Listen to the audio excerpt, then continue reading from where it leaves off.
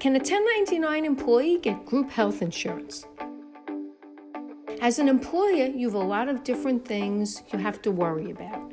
From making sure you have enough people on staff to meet the demands of the company, to making sure taxes are paid on time, and so on. It's easy to see how things can get confusing and overwhelming. This rings even truer when dealing with providing health insurance to your employees, especially when it comes to the question of full-time W-2 employees versus 1099 contractors. Many employers are left wondering, can a 1099 employee take part in group health insurance? Any employer who has at least 51 full-time employees or their equivalent could face heavy penalties down the road. Beginning this year, a large employer who doesn't offer some form of health coverage to any eligible employee will wind up with tax penalties. The same applies to employers who don't provide employees with an affordable option or an option that doesn't meet all of the minimum requirements.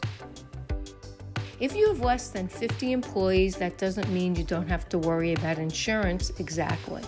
You still have to make sure your employees are classified properly, otherwise you could get hit with a substantial fine by the government. This is where people get confused in trying to figure out who is classified as a 1099 employee and who is a regular full-time employee.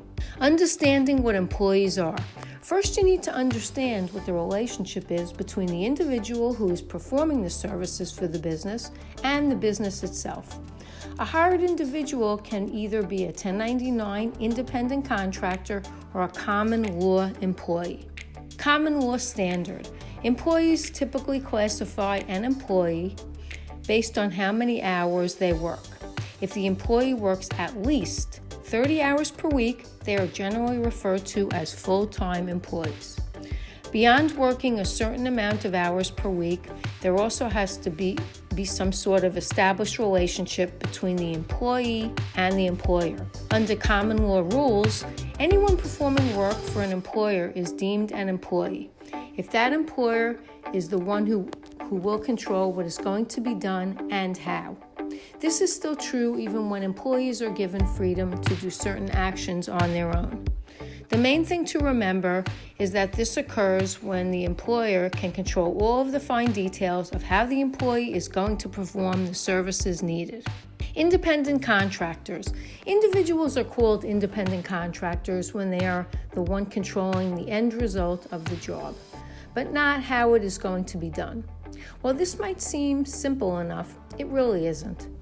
There are a whole host of different factors that come into play that determine whether an individual falls under this category or not. 1. Behavioral. Is the company able to control how the worker does his job? 2. Financial.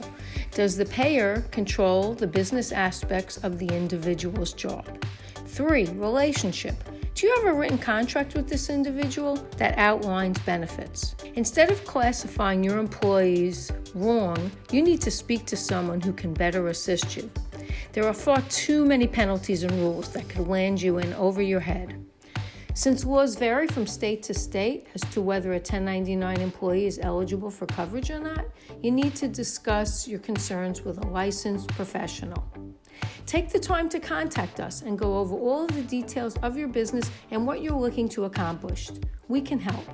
We will make sure that you are taken care of and get the coverage your employees need.